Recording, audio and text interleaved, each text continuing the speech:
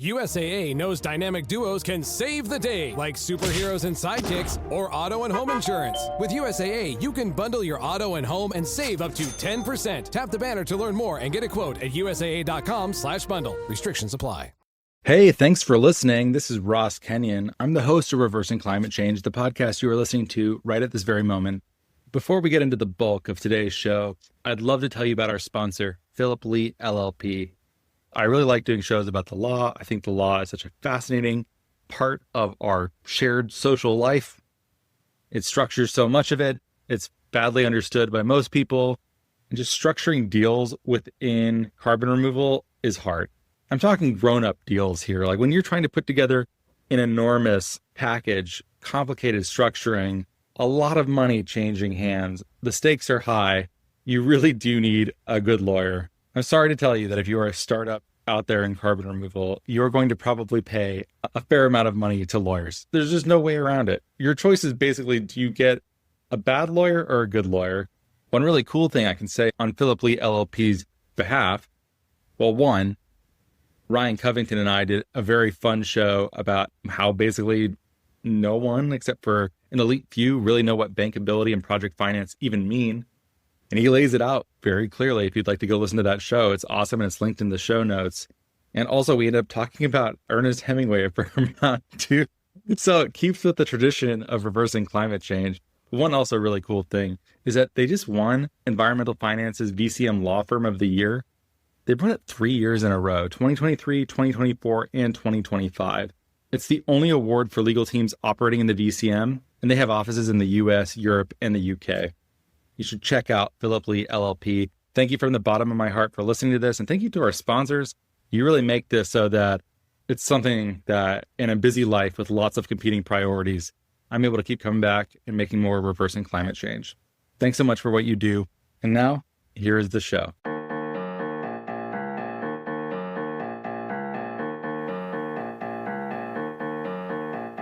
Hey, thank you so much for listening to Reversing Climate Change. I'm the host of the show, Ross Kenyon. I'm a longtime carbon removal entrepreneur. Today I have a show unlike perhaps any other that I've done previously. Most of the time when people think about carbon removal or climate tech startups, they think about them in the context of venture capital. If you're a millennial or younger, you think about venture capital probably in the way that it has funded so many of the software platforms and products that shape our daily lives. Maybe you've seen films like The Social Network or Silicon Valley, and you're thinking about young, brilliant coders who move to the Bay Area, raise a bunch of money on a dream, and ship some product that eventually IPOs and makes everyone fabulously wealthy. That's an idea that many people have in their head. And it turns out that for much of carbon removal, venture is a fairly poor fit. Carbon removal is about moving atoms, not bits. And that means it just can't scale in the same kind of way. Software, you build it once and you can sell it 1 million times. And that just isn't true for pulling carbon out of the air and storing it someplace. So for a lot of carbon removal businesses, venture is just inappropriate and it will not generate the kind of returns necessary to make the conventional 10-year fund make sense for VC. Of course, there are venture capitalists involved in carbon removal and climate tech, but the kind of deals that they're hoping for are ones where they really are enormous runaway successes. They might invest in companies that have the ability to license their technology around the world. So even if they can't individually scale in the same way that software can, maybe by licensing their technology or their trade secrets or something like that, they might be able to duplicate the shape of the up and to the right exponential growth curve that VCs salivate for. Or they're investing money in the various software platforms inside of carbon removal or climate tech, whether that's helping companies account for their emissions and negate them, some set of specialized tools that help project developers just make their lives easier. But if you're just trying to be a very effective project developer for carbon removal, and maybe you don't have a great technology moat, maybe you're just someone in dusty overalls making biochar and trying to remove carbon that way, it's a lot harder to make the venture story work. The ability to have a breakout moment where you go from building something at a small scale and being able to bend the curve up very dramatically where you scale several orders of magnitude without a corresponding increase in your capital costs is pretty rare. And that's what makes today's show so interesting. Alastair Collier is the guest. He is the Chief R&D Officer at A Healthier Earth, which is a fully owned subsidiary of Pure DC, which is a data center project developer, which is owned by Oaktree, which is a private equity firm. Alastair and I go into the details of exactly how this structure came about and how A Healthier Earth became a fully owned subsidiary of Pure DC. And it's a really fascinating experience because it highlights some of the financial innovation and maturation that's happening within carbon removal. Private equity is the older, more conservative big brother of venture capital, you might say. It's less low-key West Coast VC, and it strikes me as directionally more like the iBankers of New York City. I'll explain what private equity is right now. I imagine it's a term that many people throw around. Maybe you've heard it and you already know. But in case you don't, private equity is contrasted with public equity, which is when things trade on a public market like NASDAQ or the New York Stock Exchange. Retail investors are allowed to participate in public equities. But private equity is still something that one needs to be an accredited investor, sufficiently wealthy enough to participate by signing an investment agreement as a limited partner in one of these private equity funds. And they're typically interested in later stage deals, not exclusively, but often so. One of the things I think about when I think about private equity, and we talk about this in the show, is the idea of a roll-up. If you're in private equity, you might notice that, the Cincinnati metropolitan area has 100 different roofers. But many of these roofers are not especially well managed. They don't have any standardization. They don't have great management. A lot of them are mom and pop shops, and the owners are getting old and may want to retire. What if we bought up many of the roofers in Cincinnati, brought them under new management, gave them new tools that allowed them to generate leads faster, to close deals more quickly? We got better terms on their roofing materials because we can negotiate on wholesale rather than retail terms. Things of that nature. That's a case when private equity looks a little bit more benevolent.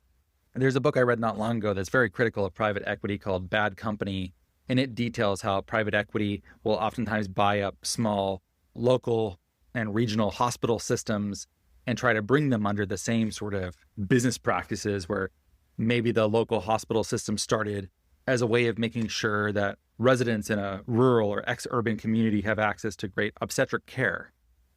And that might have been guided by concern for the community, but if private equity buys that system, they might determine that those services are better co-located within another nearby hospital system, which is 90 miles away rather than 10, and that can very much impact the health services available to a community.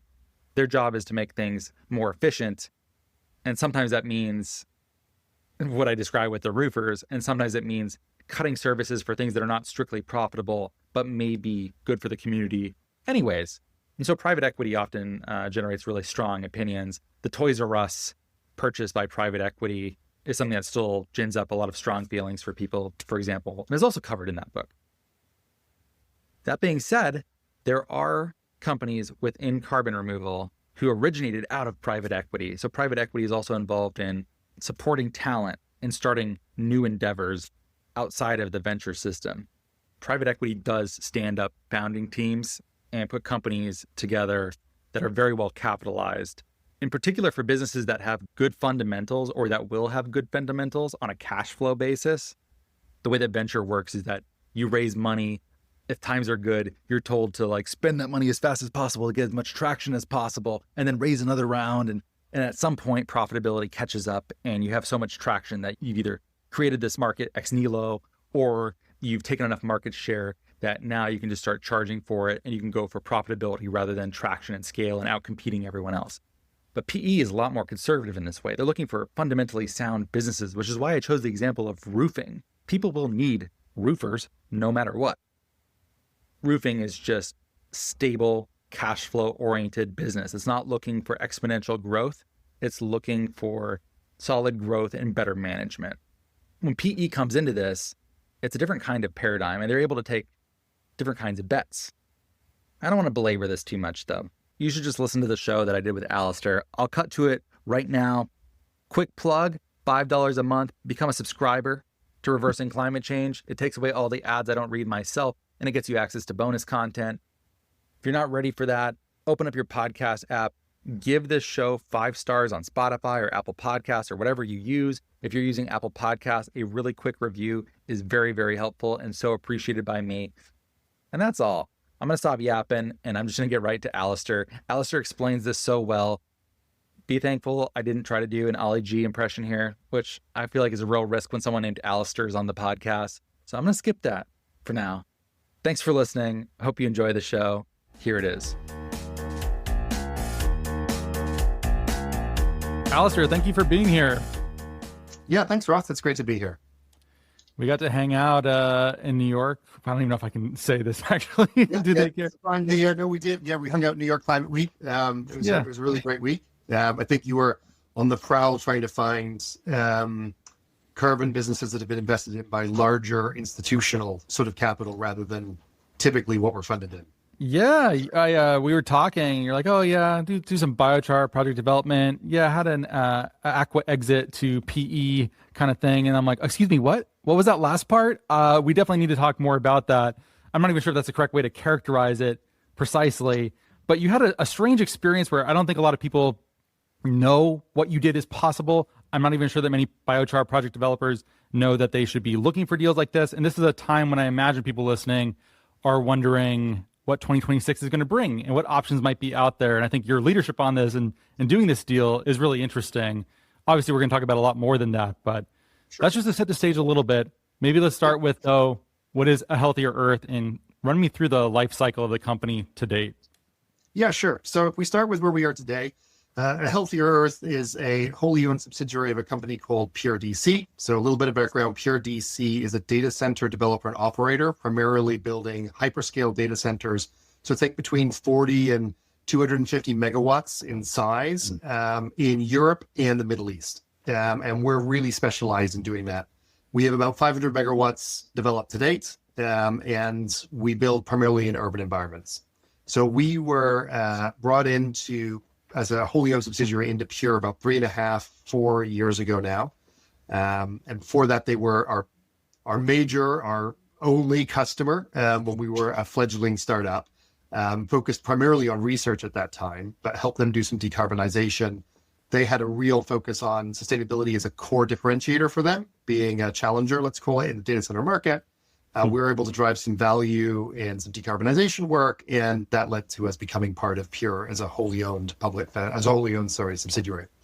What we do now is we have 3 core focuses. So within the Pure portfolio, we first focus on the decarbonization of digital infrastructure. So actually, how do we make data centers less carbon intensive?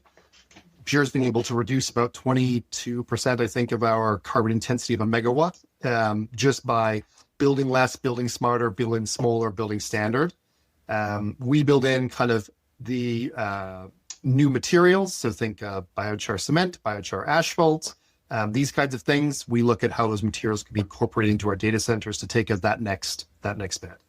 The second thing we focus on is we regenerate the urban environments. So our data centers are primarily built in urban environments because that's where hyperscalers want them. And when I say hyperscalers, I mean the major tech companies. So here we're talking about Google, Microsoft, Amazon, Oracle, Spotify, the kind of core group. That's a core group of customers for us. And they primarily want availability zones for storage, which are in urban environments. AI is more remote. We're primarily at the minute in urban environments.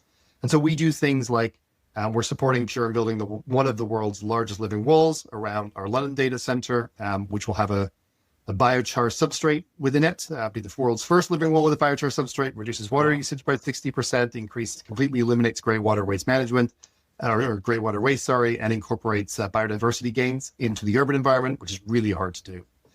We do urban forests. So we did 3 urban forests last year. We've got 3 to do this year. Urban allotments, We have a living wall at a school local to one of our data centers.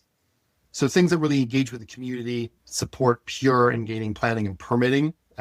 Pure will both build and operate, so run the facility for 30 years. So we're a long-term community tenant. And then finally, we produce high-quality carbon removal credits, and we sell them to our customers. And so we have focused on biochar as we started looking at this about 3 years ago, kind of post coming into Pure and really thinking about what Oaktree might want or want to be able to invest in. That's ultimately Pure's investor. So our investor, Oaktree, or Pure's investor, Oaktree, very large private equity-based investor, wants to deploy large amounts of capital. They're an infrastructure property-based investor. And so we had to think about what would match. And in high-quality carbon removal, there's not that many things. You've got biochar, DAC, BECCS, earthwork weathering. And we just kind of went through like what would fit. Earthwork weathering, you just can't deploy enough money. Like these types of equity houses don't want to look at anything less than 25 million. And that's a total minimum, like minimum is what I've learned. BECCS is too big. BECCS is like $1 billion. So that's too big. And the timelines are a bit too long in development. DAC just has a lot of commercial question marks about its long term that this type of investor who wants a quicker investment return wouldn't be appropriate for. And so you kind of left with biochar. I don't want to disparage biochar here at all. We're a major biochar developer, but when we went through sort of 3.5 years ago, it was like, well, biochar is really the only thing. So let's go and develop biochar projects. And we started actually backwards. We started with how much can we deploy? What does a profitable site need to look like, and how can we get capital? So anyways, in there's a little bit of a nutshell of kind of Pure, what we're doing, and our background. It sounds like 3.5, 4 years ago, you are developing biochar as a project developer. You are building a biochar business. You have one customer, it's Pure, and you end up in an acquisition kind of discussion with them, with your biggest / only customer. Is that a correct characterization? I mean, actually, I'd say it's slightly different to that. We really didn't talk about biochar until post we came into the Pure organization. Pre that, we were really focused on biofuels. So Pure has a global standard that they only use HVO in backup diesel generation, and also have a really big biogas strategy for a gas-powered data center in Dublin. So carbon neutrality in our energy system. And that's actually the work we did with them. So we were focused on, can you switch to HVO? What would it mean? What would it mean from a carbon intensity? These were the kinds of problems we were working with. It was sort of post coming into the Pure organization that we really sat down and said, okay, what can we do? Now we're here with the benefits that we have. So the access to capital and with the access to customers. And that's where when we started looking at the strategic alignment and really asking the difficult questions about what does AHE do within this data center business, that we kind of came up with the 3-point strategy I just discussed with you. And then it was, okay, well, if one of our big strategic sides is that we're going to create value for the Pure organization, we're not going to be a cost center, we're going to be a profit center. How do we do that? We've got to sell products. What products can we sell that naturally align to the opportunities that sit in front of us, right? Access to capital and the access to potentially hyperscalers. And that's where carbon credits came in. And we said, okay, what can we do in carbon credits? And that's what led us to that decision tree of kind of, okay, what could we do in the next sort of 3 years that would be meaningful? And that's how we ended up at Biochar. So pre kind of coming into the Pure organization, I probably didn't even really know Biochar existed. Like maybe like I was marginally aware, I would describe it. Interesting. And so there's a part of the business that is offsetting oriented and revenue generation, but there's also an insetting play here. You're a vertically integrated project developer for the development of data centers, urban data centers, but also you're selling credits to external partners as well. Is that part probably correct? Yes. Yeah, I mean, we've really struggled with the insetting. I'm not going to lie. Insetting is really hard. And even with some of the way that some of the hyperscalers draw their boundaries around energy generation and energy use in data centers, even if we had a fully BECCS energy center right next to a data center that a customer was taking from us, and we had both assets, they wouldn't be able to calculate that as insetting because of the way they draw their boundaries. So insetting is really difficult. I've pitched a few things. We've got a couple of things in the irons in the fire there. And it's just like, you hit these kind of weird additionality or weird carbon boundary challenges that until you really get into it, you'd never thought of. So insetting's hard. We have tried it where, like with our biochar asphalt, for example, we're looking at doing now scaled trials in our data center environment, so in operational environments, so not like a little meter squared at the edge of a parking lot, like an entire data center development or a large portion of it with a biochar-based asphalt, which we've proven has some commercial value. For example, Living Wall I talked about, where will have a biochar substrate into it. Our new office in London has all of our indoor plants have a biochar substrate in them, but it's small beer, right? What we found is that actually it's easier to keep these things apart and create semi-standalone businesses, let's call it, that generate external revenue, even though it may be coming from the same customer group. Fascinating. I think people are watching global policy right now and are concerned and wondering about the demand dynamics within carbon removal and are hoping that insetting in certain supply chains, whether the built environment or agribusiness, will be robust enough to keep them alive if offsetting isn't nearly as strong as maybe they hope. But it sounds like you're saying insetting is not nearly the magical deus ex machina for carbon removal project developers.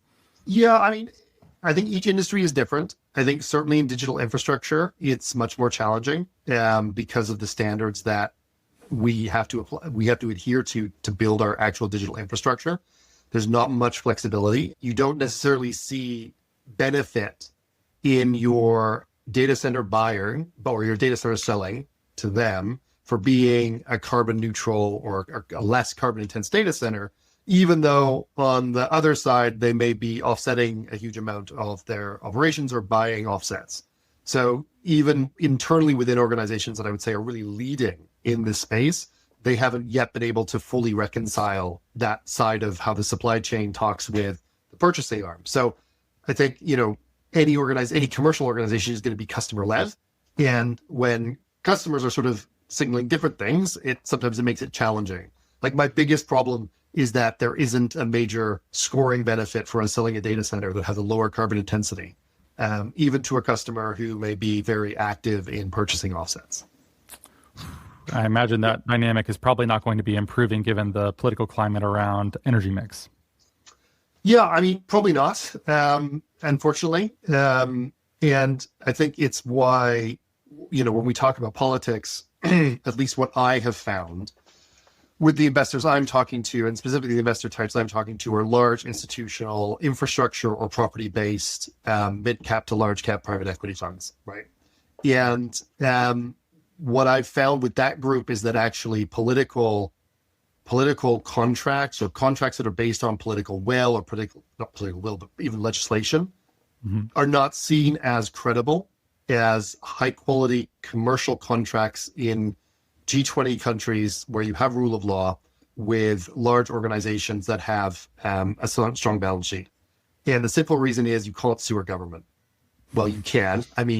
The US has found this, you can be sued, but it's a lot more difficult and costly to sue a government than it is to sue an organization for breaking a contract. And so if, for example, is what's happening in the US with offshore wind, where, is it Ørsted just won an injunction actually against the US government. Very costly, very difficult, got to have really high stakes. Our contract values are not big enough for that kind of thing.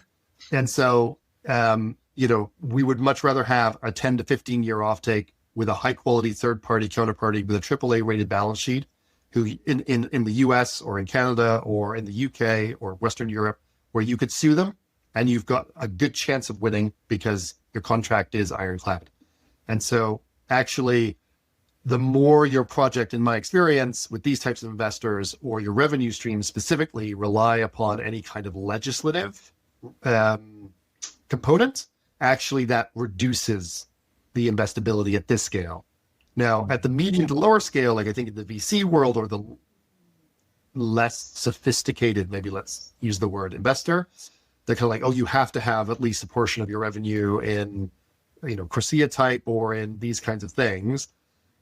my investors are looking at 15-year yield returns, and they see a lot of risk in that because what's going to happen in 5 years? What's going to happen in 10 years?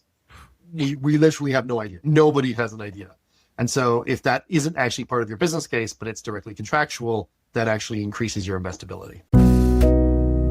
The world moves fast. Your workday, even faster. Pitching products, drafting reports, analyzing data. Microsoft 365 Copilot is your AI assistant for work. Built into Word, Excel, PowerPoint, and other Microsoft 365 apps you use. Helping you quickly write, analyze, create, and summarize. So you can cut through clutter and clear a path to your best work. Learn more at Microsoft.com/M365 Copilot. Does it ever feel like you're a marketing professional just speaking into the void? But with LinkedIn ads, you can know you're reaching the right decision makers, a network of 130 million of them, in fact. You can even target buyers by job title, industry, company, seniority, skills, and did I say job title? See how you can avoid the void and reach the right buyers with LinkedIn ads. Spend $250 on your first campaign and get a free $250 credit for the next one. Get started at linkedin.com/campaign. Terms and conditions apply. Wow. Many people in carbon removal have a typical startup founder heritage where if they do have access to investors so far, it's likely angel investors or venture capitalists, but they're not interacting much with PE, private equity. They're not interacting with the Ontario Teachers Pension Organization. Like that, institutional investors are like something that like you read about on TV with Warren Buffett and somewhere else and like whatever. What's it like doing business with those people versus the VCs and angels that maybe people are more used to? Yeah. So, I mean, there's probably two tangents to this. One is my opinion of what is the right type of capital for our type of projects. And then the second would be to answer your question directly, what is it actually like to work with them? So maybe do my opinion first and then I'll say go ahead. So I fundamentally think that VC and even angel investors or high net worth individuals are the wrong kind of capital for our projects. The reason is that VC models are generally based upon quick cash turnaround, so high OPEX, low CAPEX. So lots of, a bunch of people sitting in a cafe, writing on a computer to get code out to get to scale, right? And in climate, there is some of that. Registries, certifiers, rating agencies, they fit that model. But the core people who are actually delivering the credits, we don't. Right? We need to spend millions of pounds, even for a small machine, if we think biochar here, to get to any kind of, it's not even scale, but just production, to get to revenue. And it's not like I can subscribe someone up who's going to then pay me £50 a month for however many, as long as I get 20,000 of them, my revenue model works. Like it doesn't work that way. And so the VC return profile, generally they have like a cost of capital of between 30% plus. And it's really hard in a biochar, like my projects do not make a 30% return, right? So if you've got to make a 30% return hurdle just to get your investor back to even in their world, plus then make above that to kind of have any exit trajectory, like it's not going to happen. The second issue with high net worth individuals, they're really important. They're a great part of it, but they take too many risks. They accept too many risks. What that means is like maybe they'll build the first pilot or the first sort of subscale, but then the money, so let's say you spend £5 million building a biochar facility and you take loads of risk, you get a less well deployed machine, or your feedstock is not that sure of or whatever, but you get there, you build it, you kind of muddle through, you make some biochar, you make some credits, you certified like, you're winning. And then you go for like, okay, now I'm going to go buy like 4 more of these machines. I know all the problems, I can fix them, and now I need like 15 million. 15 million is still too small, right? For the type of investor we're about to talk about. And also there's so many risk holes in your business model that those institutional investors are going to not look at it. They're going to look at it and go, I would never accept that risk. Why did you enter that contract? That is not the way I would do it. And they won't invest. The other problem is generally like this 5 million kind of mark where a lot of people are sitting. These businesses don't make money, right? All you're proving is you can make biochar and you can kind of sell it. And yes, you can make customers for your credits. But what you're not proving is that your business actually makes money. And so they're going to want to see your track record. You show them your track record, thinking like, I'm a good businessman. I've done this, it's bootstrapped, it's all this kind of stuff. And they're just going to like, you're just losing money. Your unlevered yield is like -5%. I'm not going to do that.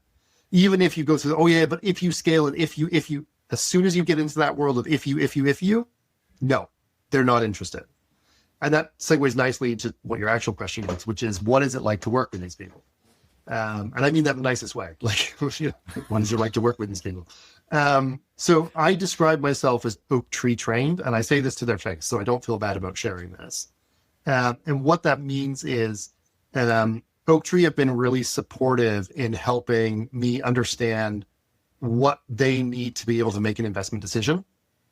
And I feel extraordinarily fortunate because most people pitch, if you do get the chance to pitch a PE, like you may pitch once, you get told no, and that's it. So then you go to the next one and you try them and they say no, and you're like, that didn't work. And you go to the next one, they say no, and like, you're not really getting anything. When I say that Oaktree have been supportive, they've said no a lot more than they've said yes.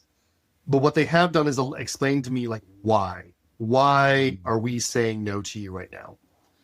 And so the first time to get the development funding for Royal Winton Bassett, which is our first project in the UK, it's about a 24 million pound sterling total investment in a biochar facility, which we announced just the end of last year.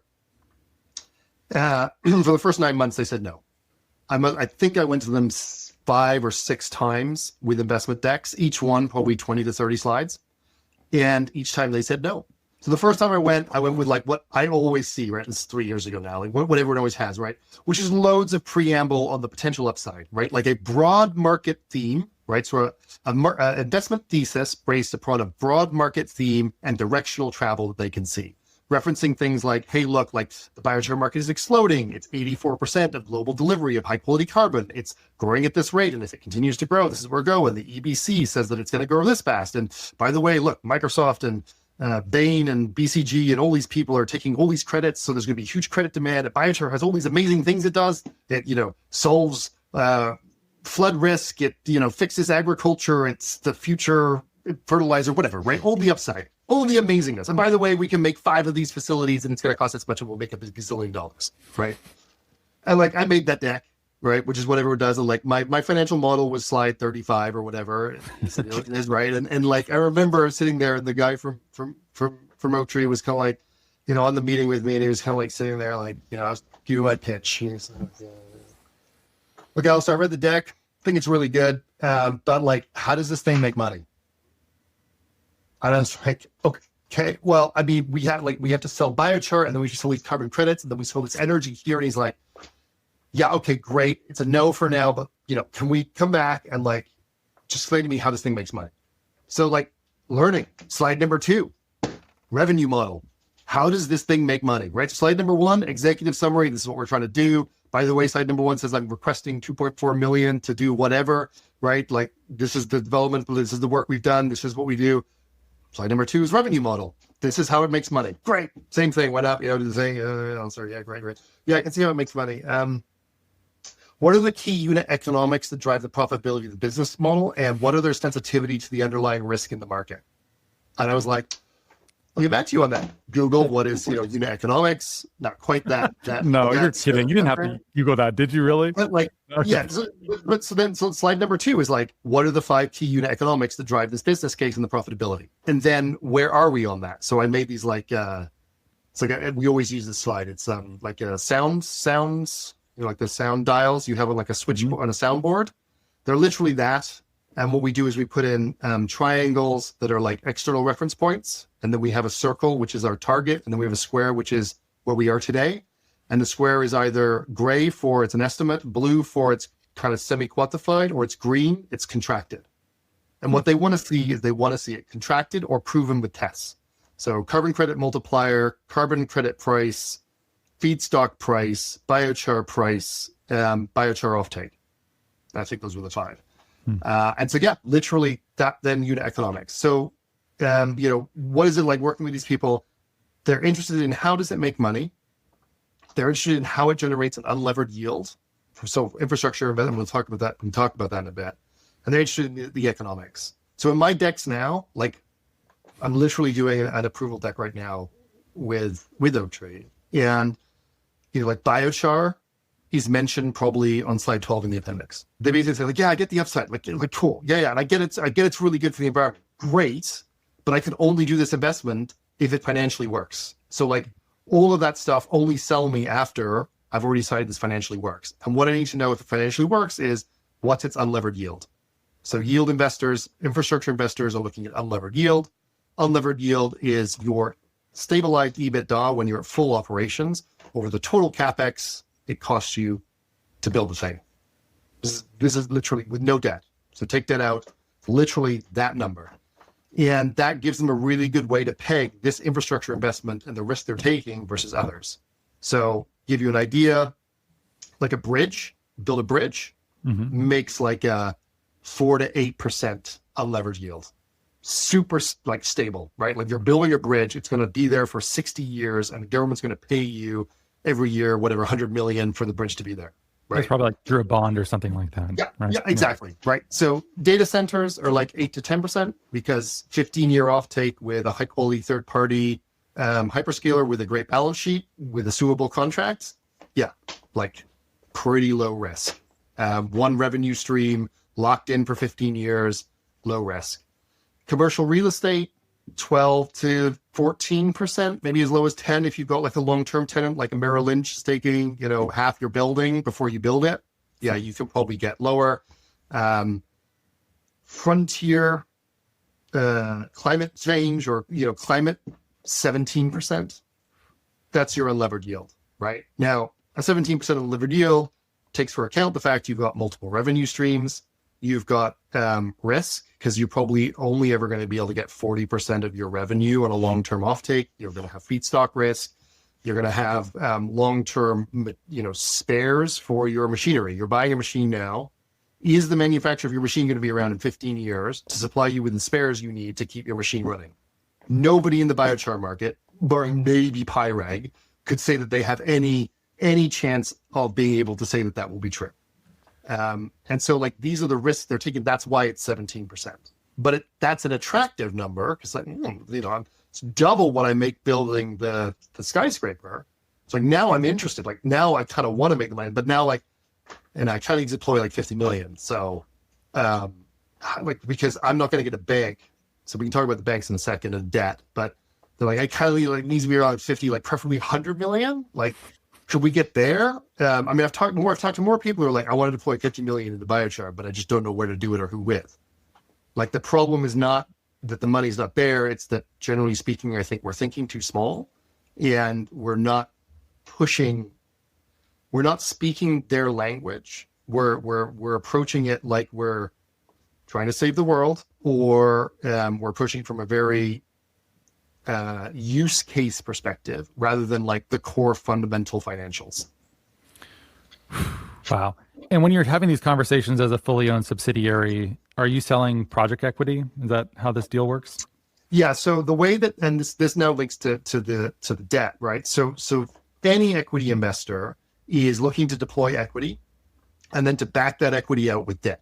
All right. Now the way that project finance works, which is the typical type of finance that a normal non-frontier climate business would get, like a bridge or a building, like I was saying, is that the equity will build the building. So the equity will put up the money to get the thing to COD. So from FID to COD, it's 100%, usually, not always, but we can say in infrastructure, it's often equity.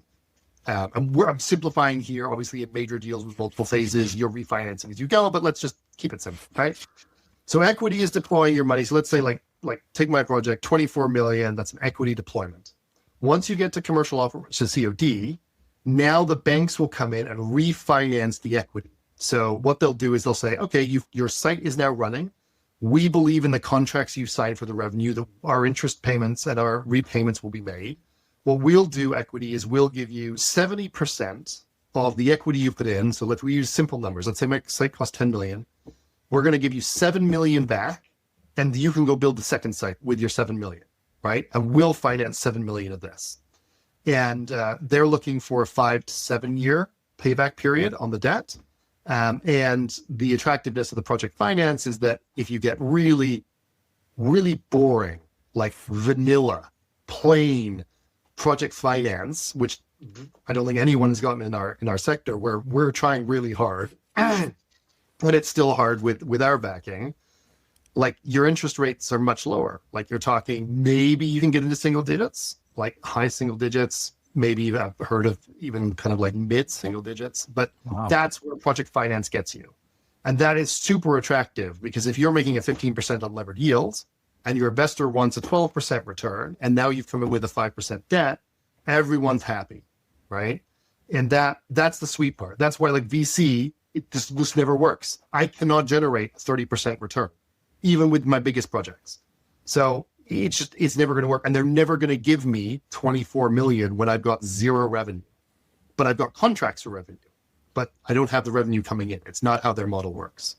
Yeah, when I think about private equity, I think that oftentimes they're acquiring businesses that have solid fundamentals that are maybe in a bad cash flow position, but with better management that they can maybe install, they can make the company better. Alternatively, they buy companies and sell them for parts, which also is a reason why people don't always love private equity. I imagine the truth is that both of those things happen. They're both success stories and horror stories. Yeah, go ahead. Yeah. So they're standard models, right? So you've got the roll-up, which is I buy a whole bunch of businesses that are the same, I crash them together, create synergies by cutting out a whole bunch of management, and I make extra return and I sell the business on.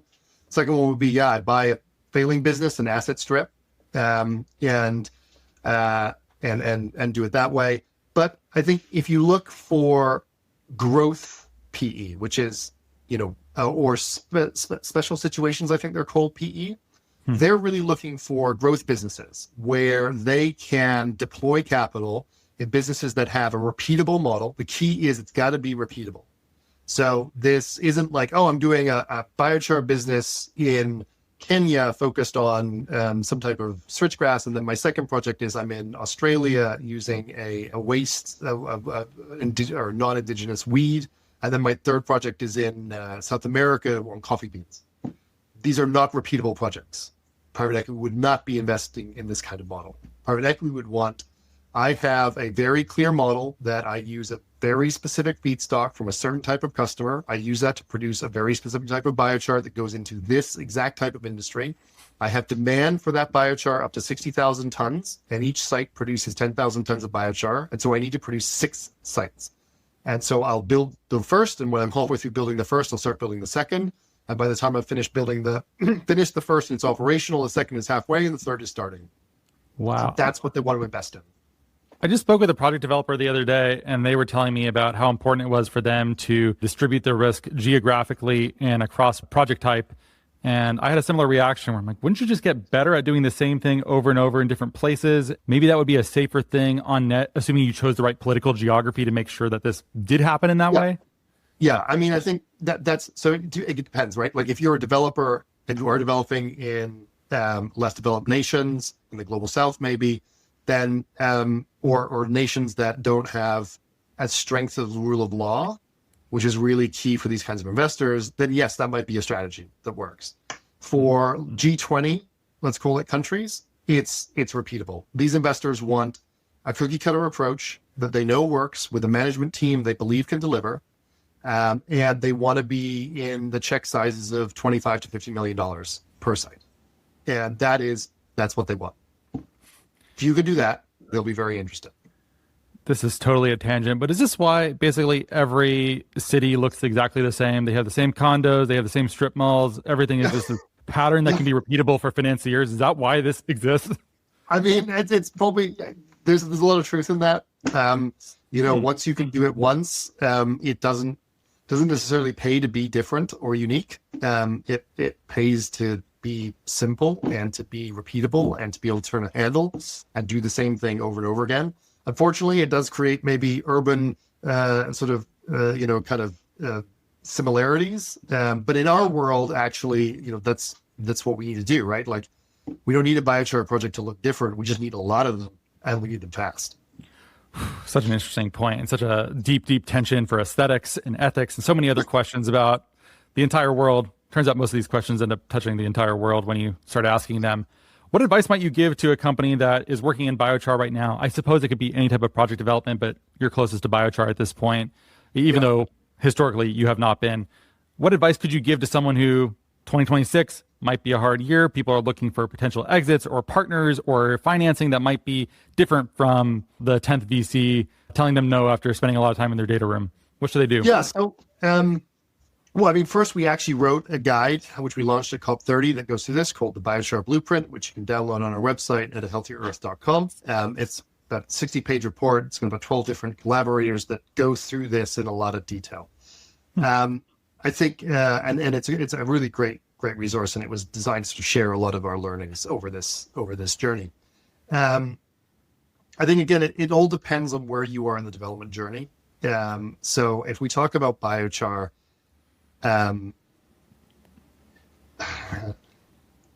stop pitching the benefits of biochar and start pitching the business fundamentals and the financial fundamentals. So here's my pitch. I'll give you my pitch. This is the pitch that I give. It's a pitch I was giving at New York Climate Week, and it's proved to be very effective. My pitch sounds like this. So if people ask me what I do, right, you go to these New York Climate Week events, you're up in some tower with the lawyer office, and like some investor guy comes up to you like, what do you do? Or a woman, what do you do? And I go, my company's called A Healthier Earth. We produce high quality carbon removal credits, but it's really boring. I don't think you'd be interested. Okay. And they're like, what does your business do? Like, what is it? I don't even know what carbon removal credits are. Like, what does it do? And I was like, well, we generate 15 to 17% unlevered yield, a 19% IRR. We do that with having 40% of our revenues locked up in 15-year offtakes with high-quality third-party counterparties with a AAA-rated balance sheet. Our check sizes are between $15 and $25 million a piece, and we have about 10 to 12 of these to deploy over the next 18 months. Like I said, I don't think it's for you. Yeah. You sound like an alien, first of all. And I love the sort of like the way that you're distancing yourself. It's like, oh, you probably aren't interested. I'm going to go walk away. I love classic technique, dating, classic technique of business. Okay, fun. Yeah, but also like just speaking their language. They're like, no, that actually sounds super interesting. Like, what are you doing? And I was like, it's a thing called biochar, produces high quality carbon removal credits that we can sell to customers who want to buy them. Also produces a product called biochar that we can use to create agricultural, horticultural, building material benefits. And we have facilities that cost between 15 and 25 million to build that produce this product, and we sell them into the market. I'm like, okay, sounds interesting. I was like, multiple revenue streams can be downside, can be an upside, and you kind of then get into detail on their questions. But then all of a sudden, instead of it being like, dude, I've got this thing called biochar. It was invented like 2,000 years ago. It's going to literally revolutionize things. It'll be bigger than coal by 2050, okay? Well, let me tell you about it, right? And literally immediately they're like, just switched off, not interested. So like, don't make your financials page 35 on your slide deck and like, press releases about big investment into biochar from Pure DC and Microsoft offtakes and Google offtakes and like that stuff in the appendix. Number 2 slide is the top 4 core fundamental financials of your business. That's what you need to be selling. And you need to be selling it. And if you're not making money, then don't sell your business yet. Figure out how you're going to make money before you try to invest in your business or get investment in your business. Very sensible advice. But you seem very competent to do this alone. Like you could probably be successful and not be a fully owned subsidiary of a hyperscaler project developer. So why go down that route? Why not just do it yourself? You keep all the equity, you get all the upside if you're successful at it. Why even bother with this weird structure? It's because there is no way that I would be sitting at the tables that I sit at. I would not know. I know what I know now because I've sat at those tables. 3.5 years ago, 4 years ago, I was pitching the wrong way. I was doing it all wrong, and I would have been just as unsuccessful as I think. That's a bit mean, but I wouldn't have secured the funding, right? Like I would have there's just been no. Like you're a smart guy, and this thing seems interesting, but like it's not for us. Like sorry. And I think that for me has been so valuable. Like I could not put, and that's why I describe myself as Oaktree trained. Like the gauntlet, whatever you want to call it. Like I measure success on how quickly we can get money approved from Oaktree, right? How well are we doing at speaking their language? And I think 9 months was the first time it took me to get something approved. My personal best is negative 18 minutes. So 18 minutes before we were supposed to sit down and review the deck, just got an email saying, Alastair, we don't need to review the deck. The money's approved. It is up to date. Thank you very much. And that was not an insubstantial amount of money. Now, in their world, it was an insubstantial amount of money. In our world, it was a very substantial amount of money. And so, like, there was no way I was ever going to get access to that where I retain equity, where I am fighting for, whatever portion that I get. Private equity has its own way of, and a different way to kind of VC or the traditional model of hold on to equity as much as you can.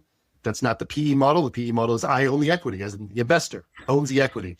And so there are mechanisms and approaches that they use that still incentivize management to be very engaged, that are different than you owning the equity.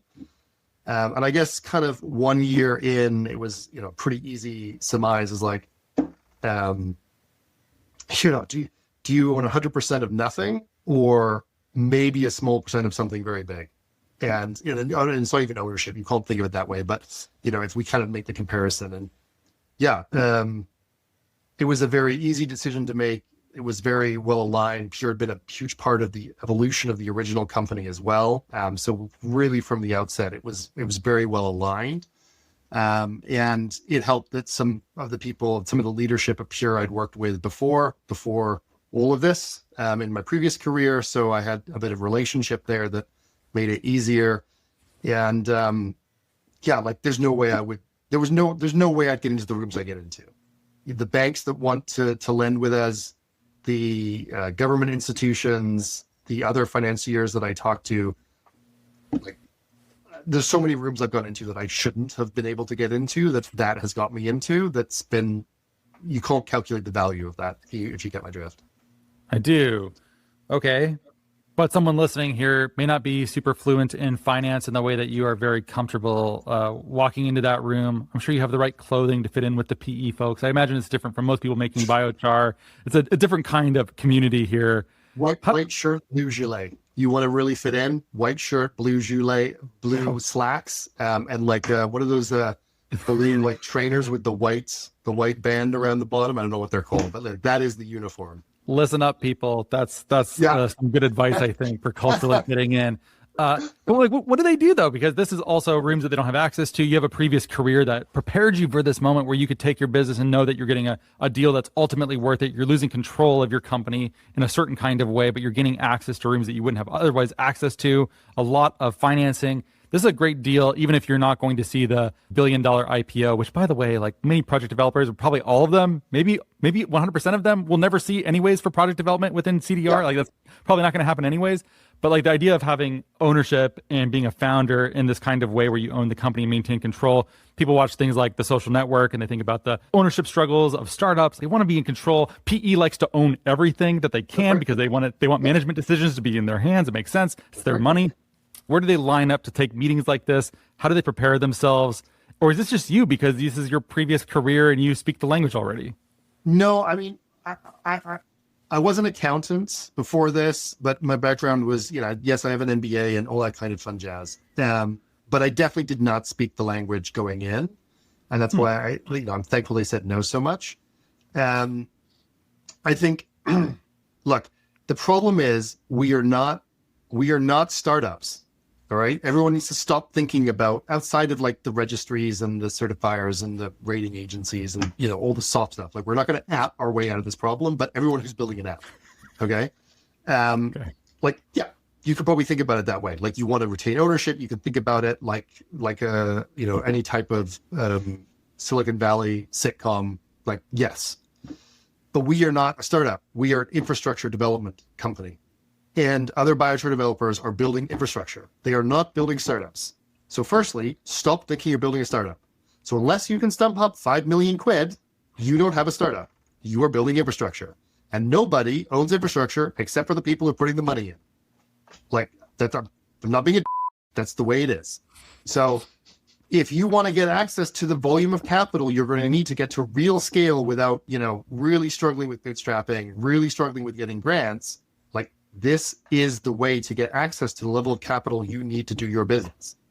Now, you need to be clever in how you negotiate your management package, right? There's no question about that. And there's loads of lawyers out there that can help you do that.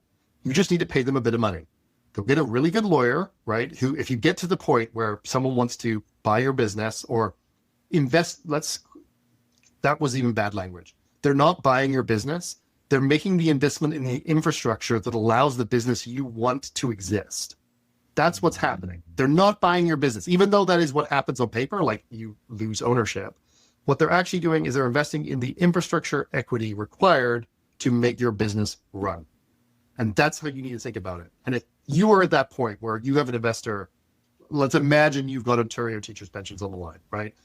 Somehow, and they want to deploy 50 million into your project. You've got them, you've pitched them right, you're at that point, get a really good lawyer, right? This isn't like term sheet stuff. You're not going to be going through term sheets like you would in a Silicon Valley startup. You are going to be going through a management incentive plan or a long-term growth equity share plan that will align to certain objectives that you need to deliver, that will then reward you commensurately so that you benefit when the company benefits.